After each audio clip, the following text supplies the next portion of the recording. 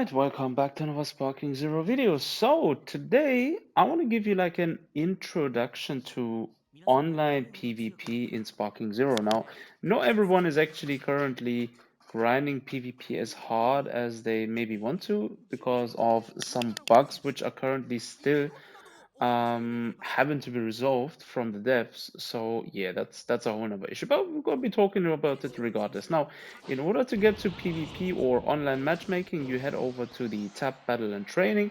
Now, this video is also more intended for people who haven't bought the game, for example, yet and just want to get to know how the game functions, or people who got the game again, as I said early on, but haven't played much online or ranked and just want to get to know a few things around it. Yeah, I'm going to show you guys how the menus work, what kind of modes there are, and what kind of characters actually work good in online. Right, so let's jump into it. Now you go over to the Battle of Training tab, and then on the top it says Battle. When you click on it, you have the possibility to play offline and online. Now we want to go to online. Right. So online there is two different match types. There is player match where you can either create a room or search for a room and play with people without having to worry about being in a ranked match and climbing or falling down ranks.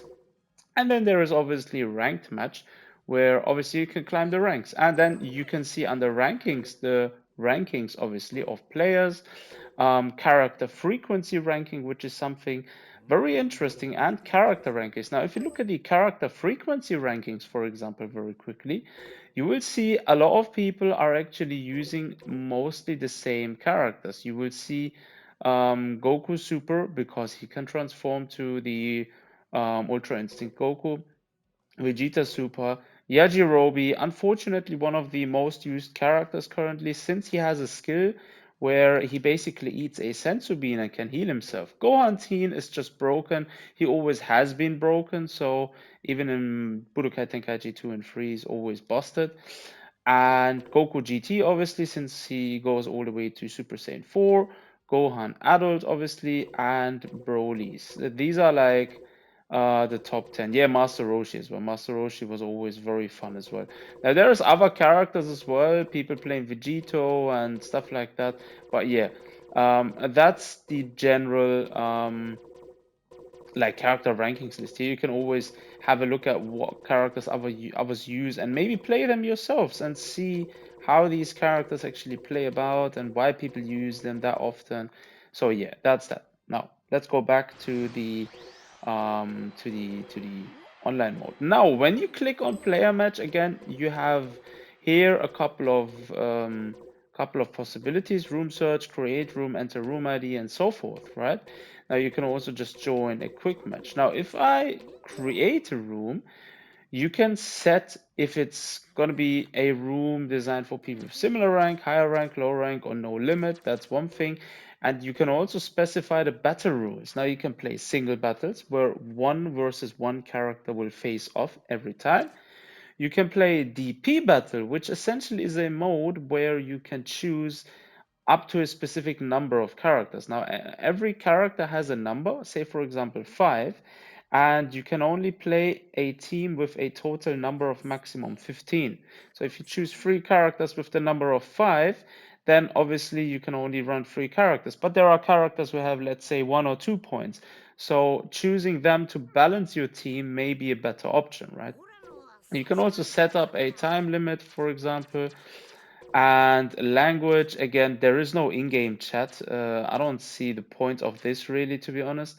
I would prefer it actually if they implement something like a proximity chat you have in Warzone, for example. That would be very broken for this game. But yeah, a lot of swearing probably would be happening anyways too. But yeah, you can set it to no preference or same as mine. Doesn't really matter. You can specify the number of participants. Now, in a room, up to 6 people can join, and they will battle each other after one after another, right? So that's that. You can also set private slots for your friends and stuff, and that one is very nice. The connection quality, you can set it to a specific threshold, right? I would generally prefer to keep it at 4 or higher. That way you guarantee yourself that only people with good connection actually join. Now, there is one drawback to this. If you even set it to a higher number, the problem is if matchmaking takes longer, sometimes people with a lower connection quality will drop in. So yeah, that's something very annoying.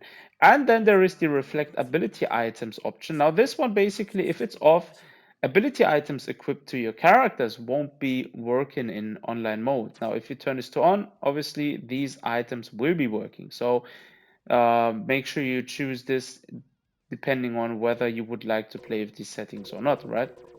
And that's essentially it. And once you have your settings, you have also the team battle, by the way, on the battle rules. So that one allows you just to choose a squad of 5. Now, bear in mind, you have a time limit. When you're in the character choosing screen, you can only, I think you have like 60 seconds to choose your character. So you might as well want to look beforehand in the normal training mode, what kind of lineup you want to be playing, and just choose those characters real quick. Right, so that's the online matchmaking room. Now there is also ranked match, right? If you click on this, it's pretty much the same. In ranked, you only have singles and DP battles, which is different to the general online mode. So again, those are the two only modes you have there. Again, you can also choose the same rank. Connection quality stays same. Match finish rate is just the rate. I'm not entirely sure as to what this refers to, in all honesty, because I always have it a high. I tried switching around to very high and other things. I believe that's probably, if I'm mistaken, correct me, but since there is currently no penalty being inflicted on people that basically quit mid-match, right? So when you're fighting against someone, some people may quit during the match, which basically saves their rank from or saves their stats basically. So if you have here like very high, for example, I'm assuming this refers to people who are actually going to be staying in the match. But yeah, I could be mistaken. So this one, don't take it for now. Obviously, you have language, again, it's the same thing, and also reflect ability items. So for everyone wondering if ability items equipped to your characters actually work, yes, they do if you turn it on, and if you leave it off, it doesn't, right? And that's essentially all there is to know about how um, the online mode actually works. Now let's look at a couple of characters which I would definitely recommend when you're wanting to play online PvP matches, right? So let's quickly look at the character lineup and let's actually have a look. So let's actually see. So, Cell Perfect Form, my opinion, one of the best characters. He has a 2 key bar attack after image spam. He has defense in the sense of his explosive wave. He has long range move with the Super Kamehameha, which can be charged. So, Cell Perfect Form is actually my go-to character for online.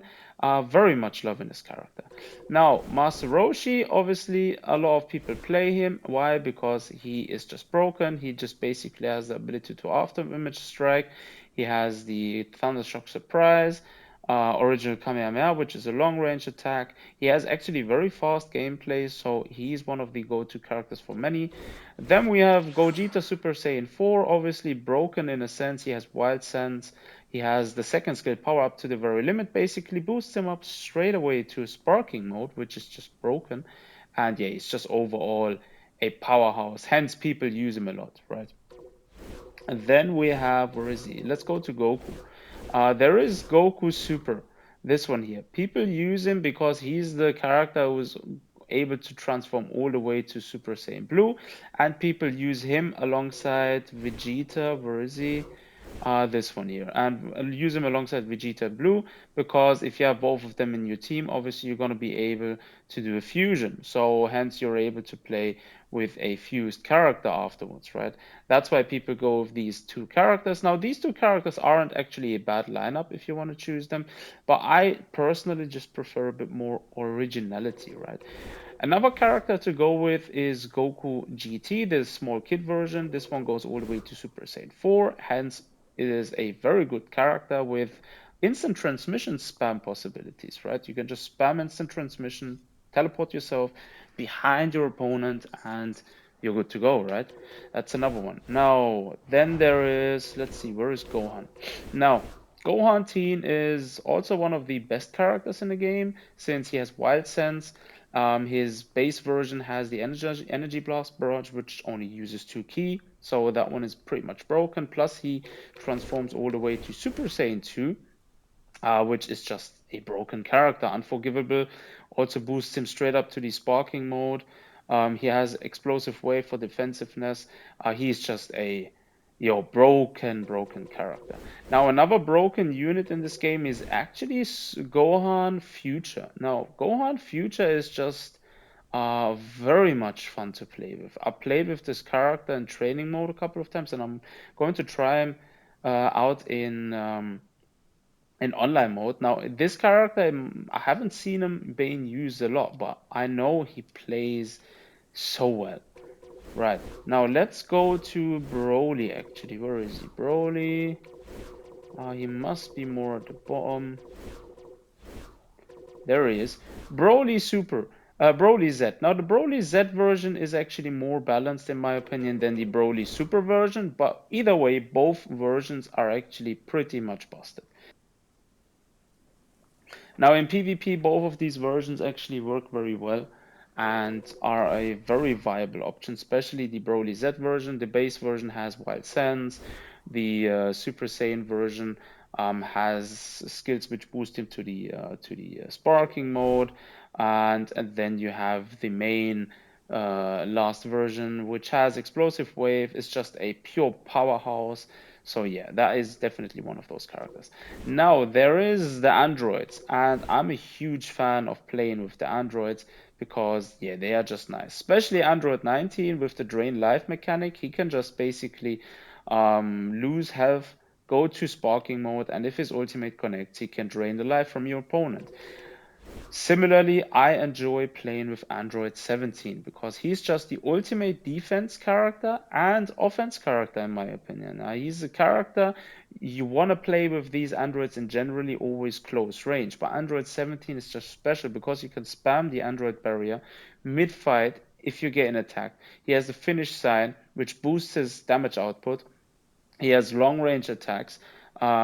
His key recharges automatically during the fight, which is just so nice. Like Android 17, I'm waiting for Super 17 to drop because that is gonna be broken.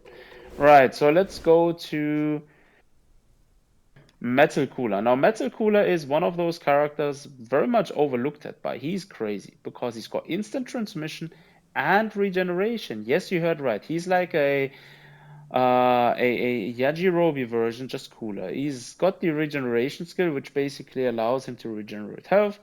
And overall, he has got a good key set, right? So definitely one of the better characters to choose. Now, there is also a few giant characters, like for example, the Great Apes.